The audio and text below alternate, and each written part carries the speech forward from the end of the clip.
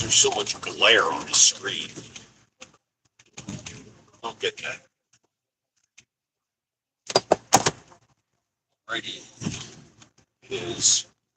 What time is it here? 9 o'clock.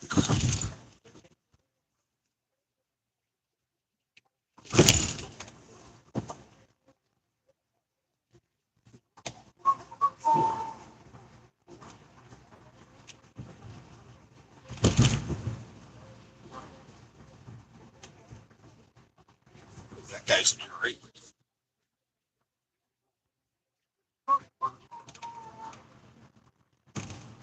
Waiting for someone to show up on here.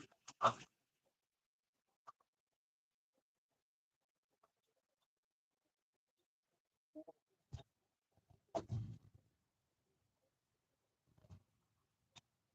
little bit.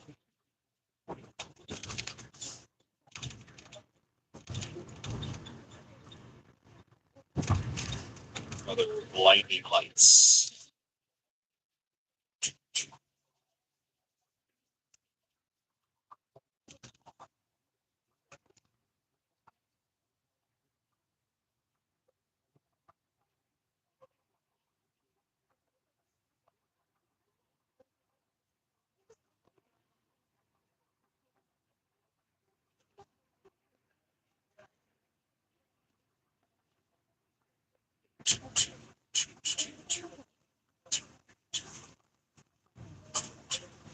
Nobody out tonight? This is usually when everybody's up. I'll give it a few more minutes. If I don't get anybody, I'll pay. We're 2 minutes in. I got one. All right, this is the 265 ring around Louisville right now, and I am skirting to the east side of town, heading for 65 south and working kind of towards Murfreesboro right now. I just did a load from Bellevue, Ohio, which is by Toledo, and I drove down here to the northern part of Louisville, and I keep telling dispatch I need to get home. I need to get back to Texas, and a run to Texas traditionally is Laredo, and then from Laredo I deadhead home, which is like 350 miles. But this guy said, "Hold on, let me check the board," and he said, "Hey, I've got a pickup tomorrow down by Murfreesboro, which is in Tennessee. It's a little bit of a hike down here, but he's got a load picking up at noon tomorrow going to Arlington, which is 200 miles from my house." And I said, "Put me on that." So whereas I was getting ready to go hole up for the night and hope for the best tomorrow, he got me on a go back to Texas run to Saturday. I'm not sure what time. I haven't looked at it. So I am quite happy right now. So like I said, I'm skirting the 265 loop around Louisville. I'm going to get on 65 south and drive, I don't know, an hour, and then stop, jump in the shower, get cleaned up, go to bed, and then go pick up my load tomorrow. And again, they said the load was to be picked up at noon, but using history as a guide, you get there early, it's usually ready. And it's 3 little pallets, super heavy, 2,900 pounds, which is right up on my max payload, real close. But the load is small enough that it'll actually fit underneath my bunk, which is exciting because that means I can use my bunk. Had it been too tall, I couldn't have done it because I couldn't have slept. So that is what's happening right now, and I am rather excited because that means I get to see the wifey on Saturday. And I've been on about 3 weeks this time, so I'm getting a little antsy to get home and do something different besides stare at the road, which is what I'm doing right now. So my plan of going to bed kind of exploded in my face, but let me get down 65 distance. We'll go from there. I was talking to the boss lady on the phone, and we just married couple. We just talk about weird stuff, and we were talking about radar detectors. And I use one in here. I don't know what the laws are for commercial vehicles at a certain weight, certain size, but I'm underneath that. And I've been running radar in my vehicle since the 80s. I've always been into them. And there's a lot of people out there that do not run radar detectors, and they go, well, oh, I don't need one. Well, the amount of money the police write in speeding tickets is in the billions of dollars, with a B, billions. And a radar detector doesn't mean you're a crazy person and you're coming out and you're speeding. It's just a driving aid. Something to go, hey, pay attention, because they have hidey holes that you tell people, oh, I just keep my eyes open. Yeah, that doesn't work. And there's billions of reasons why it just doesn't work. Invest. You don't have to get a race car radar detector. You get an inexpensive model, a base model. And the one I recommend for basic driving is it's made by Cobra. And the model I use is called a RAD, R-A-D, a RAD 350. And I can show you exactly what that looks like. It's right there. That's mine. And yes, it does work. And yes, it has kept me out of trouble. And if you're out here expediting, I don't even get up to the speed limit for the most part when I'm driving. Like right now, I'm going 63 and it's 65 here, so I'm under. It's when you get off the main highways, it's when you're on those secondary roads. That's where it gets dangerous.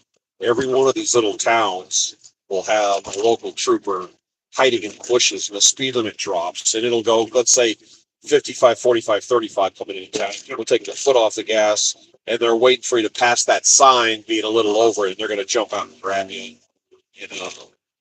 I've actually been late at night going through a town, and they had a cop on either end of town. Little tiny town, but there was one on either end of town hiding in the dark, blasting away, trying to, they're trying to make money off you. And I have run into a few instances where they hide. They're so well hidden you can't see them. And there's a new thing where they'll park 90 degrees to the road, so they're like back down an alley somewhere, and they're just shooting the opening, and they're just waiting for a car to drive right in front of them, and you can't see them until you're in front of them. I don't care how good your eyesight is; they're down 90 degrees from your line of travel. And I've run into that a few times, and it's just a radar detector is a good insurance policy. Again, you don't have to buy an expensive one, but I do recommend getting one. And get a brand name, get a name you recognize, because there's some off-brand out there that you don't want to mess with. But there's basically three types of radar bands. There's X, K, and KA. X band is the original that came out in the 70s. There's literally no police department on the planet that uses that anymore. But that's you walk up to a door at a business, and the door pops open for you. That's X band. That's what that is. And if you have a cheap one, it'll pick that up and it'll go off constantly. And then there's K-band, which was the first actual police car speed band. But the limitation of that is you can't use a K-band radar while moving. The police car has to be stationary and shooting. So it's kind of rare. They're out there, but they're kind of rare. And then there's KA, which is the basic police band that everybody uses. And I turn X and K band off on my radar detectors, because those anti-collision alarms they put in cars to keep you from, bouncing off the guy in front of you, that's K-band. So you have cars on the road transmitting K-band all over the place. So that thing's just going to go off. So if you buy a radar detector, make sure it's programmable. And basically look at it, look it up, and figure out, see here, I got to go Asheville South, I think. Got to go straight. You can look at the model, Google the owner's manual, flip through it and see where it says where you can turn the bands off. Because you want to turn X and K off, just leave KA, and that thing will sit in your car and be quiet, literally for weeks. It won't make a peep. But when it speaks up, pay attention to it, because if you leave all three bands on, it's going to sit there and beep and squawk and make a racket going in. Okay, let's see here. Nashville South. Sliding over. Whoa, okay, making a turn. Here we go. Whoa, whoa, whoa, whoa, whoa, whoa. Reel in them horsepower. Reel it in.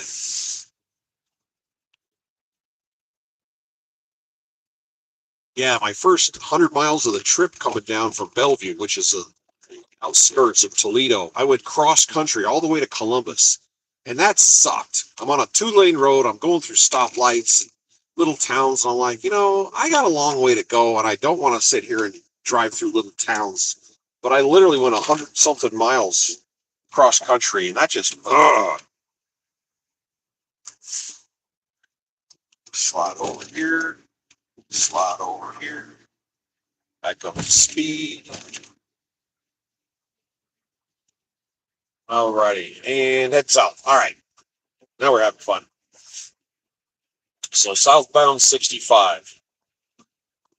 Wow, yeah, this is about a 3.5 hour drive. I'm not going to make the whole thing here. It fell smooth. I'll go a distance, and then I'll pull into a P lot up here and call it a night. Ooh. Slide over. That lane goes away. It's weird. It's just after 9 o'clock local. It's like at 10:30. All of a sudden, all the cars disappear off the road. It's just kind of a weird thing. Just traffic just dries up. That's my favorite time to drive.